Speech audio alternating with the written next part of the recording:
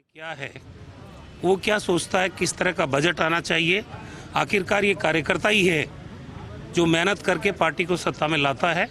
तो मैं समझता हूँ कि इस कदम की, इस प्रयास की जितनी तारीफ की जाए उतनी कम है। और मुझे उम्मीद है कि आज का जो मंथन होगा इस अधिवेशन के माध्यम से, उसमें से राजस्थान की जो मूलभूत समस्याएं हैं, अलग अलग क्षेत्रों के अंदर जो विकास की उम्मीद कांग्रेस पार्टी की सरकार से वहाँ की जनता हम कर रही है, कांग्रेस के प्लेटफॉर्म के माध्यम से उन समस्याओं को आज यहाँ सुना जाएगा। और मुख्यमंत्री जी ने ये आयोजन इसीलिए किया है ताकि बजट में समावेश करें।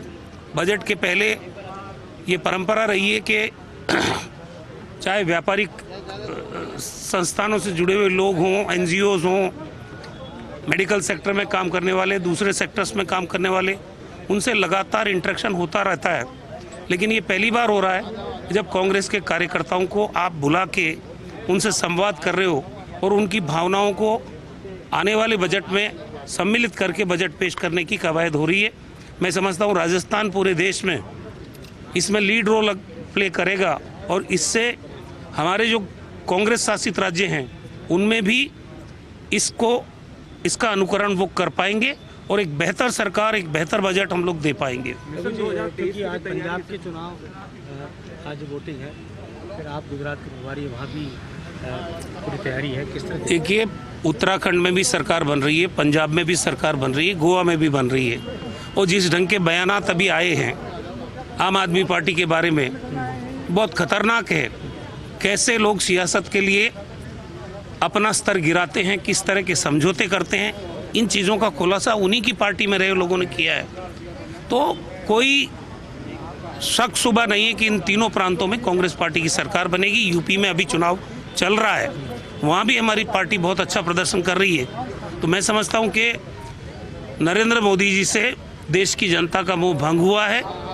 लोगों को आज समझ में आने लग गया कि हमारे साथ धोखा हुआ है और जो सब्ज बाग दिखाए गए थे 2014 के अंदर, वो धराशायी हो गए। देश की जो संपत्तियां हैं, जो हमारे नेताओं के विजन से 70 साल में हमने बनाई थी, एक एक करके निजी हाथों में बेचने के अलावा नरेंद्र मोदी की सरकार ने कुछ किया नहीं है।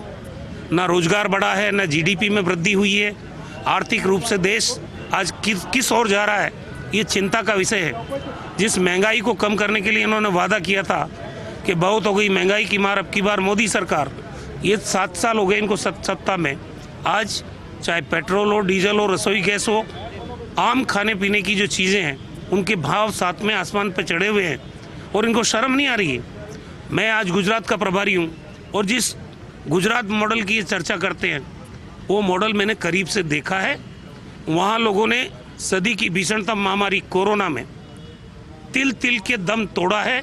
ना बेड मिले हैं, ना ऑक्सीजन मिली है, ना रेमडेसिविर मिला है, ना एम्बुलेंस मिली है। 3 लाख से ज़्यादा लोगों की मौत गुजरात में हुई है। पहले सरकार कह रही थी वहाँ की 10,000 लोगों की मौत हुई है। फिर सुप्रीम कोर्ट का इंटरवेंशन हुआ, वहाँ जब एफिडेविट दिया तो 1 लाख से ऊपर मौत उन्होंने मानी। और अभी हमारा दावा है कि ये मौत 3 लाख से ऊपर है।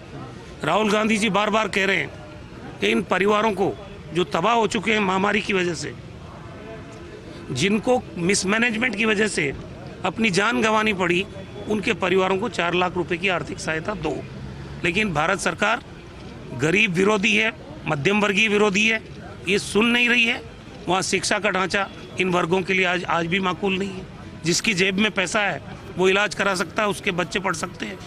वहाँ ये यहाँ चिल्ला रहे हैं, छाती कूट रहे हैं रीट के पेपर को लेके। वहाँ एक के बाद एक 9 पेपर लीक हुए, 9 पेपर।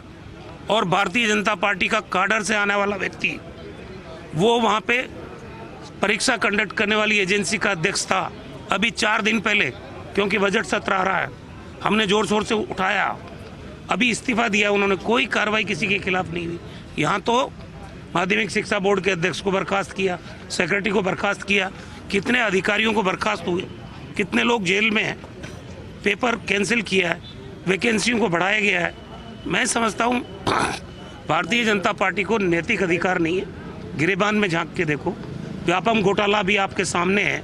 तो ये जिस तरह से छाती कूट रहे हैं, मैं समझता हूँ इनको कुछ हाथ लगने वाला नहीं है। राजस्थान की जनता भी देख रही है, ये टुकड़ों में बटी हुई है बीजेपी। आज कितने मुख्यमंत्री के उम्मीदवार हैं, कितने चेहरे इनके हैं, आपस में जिस ढंग की लड़ाइयाँ भारतीय जनता पार्टी के अंदर है, इसीलिए हम कह रहे हैं कि अच्छे बजट के साथ अच्छी सरकार चला के अशोक गहलोत जी के नेतृत्व में हम वापस सरकार रिपीट करेंगे। इस संकल्प के साथ आज ये अधिवेशन भी हो रहा है और हम आगे भी बढ़ रहे हैं।